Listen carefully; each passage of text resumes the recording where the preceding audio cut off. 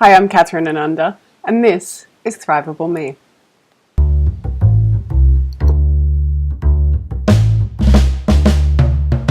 All right now.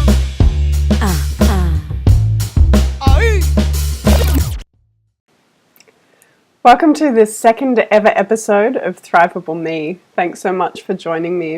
In last week's episode, we took a look at the definition of thrivability, an abundance-based vision of human development that is sustainable, resilient, inclusive, and regenerative.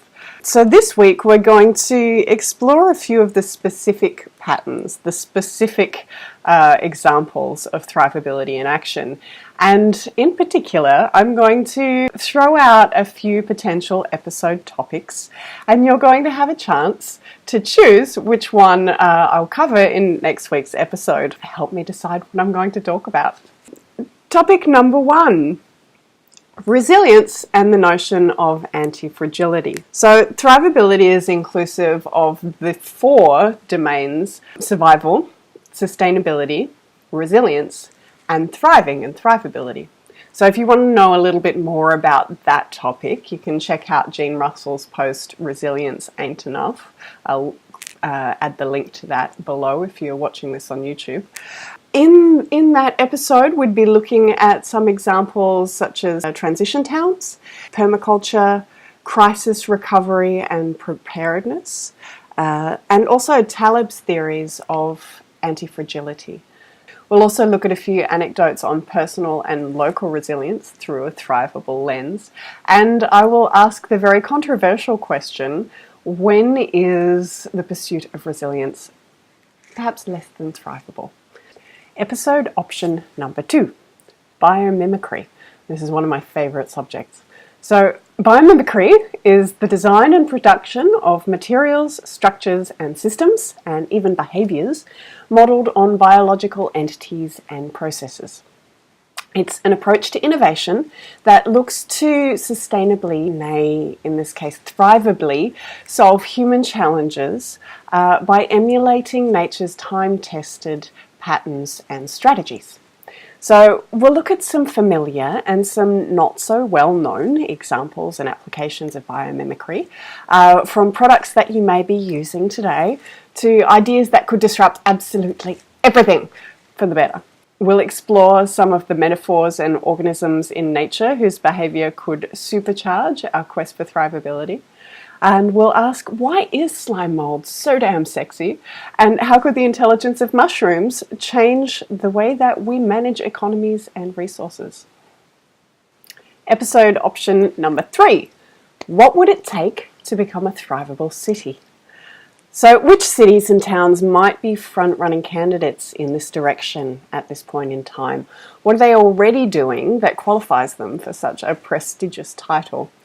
And what are some of the low-hanging fruit and best of emerging practices that they could embrace to step up on the world stage as notable examples of thrivable living in practice? That's episode option number 3, Thrivable Cities. Episode option number 4, personal practices for thriving and thrivability. 10 things that you can do to build a thrivable life while making a positive impact for a thrivable world. In this episode, I would be sharing some of my own journeys into thrivability, as well as crowdsourcing some of the best and most useful tips and insights from thought leaders in this space. So the last 2 options I'm going to introduce together, because when the likes of Russell Brand call for a revolution, beyond the uprising and expressions of anger and obstruction, legitimate, and there's definitely a place for those things. But these next 2 topics are about some of the primary movements that are going to bring that revolution in a sense of functional replacements. So episode option number 5, Cooperatives and the peer-to-peer movement. Number 5.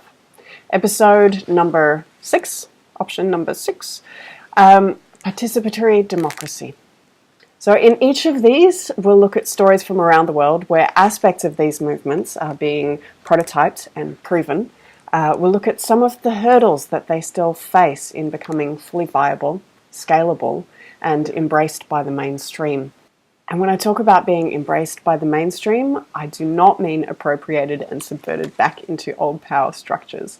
There's plenty of examples that are lauded in the press as leaders in, for example, the sharing economy that really are anything but. That's not what I'm talking about. What I am talking about is getting sufficient traction to reach those tipping points that could significantly threaten and even dismantle these old power structures that really hold us back from the thrivable investments and opportunities that are already available to us to address our needs and the really significant and increasingly urgent challenges that we face together.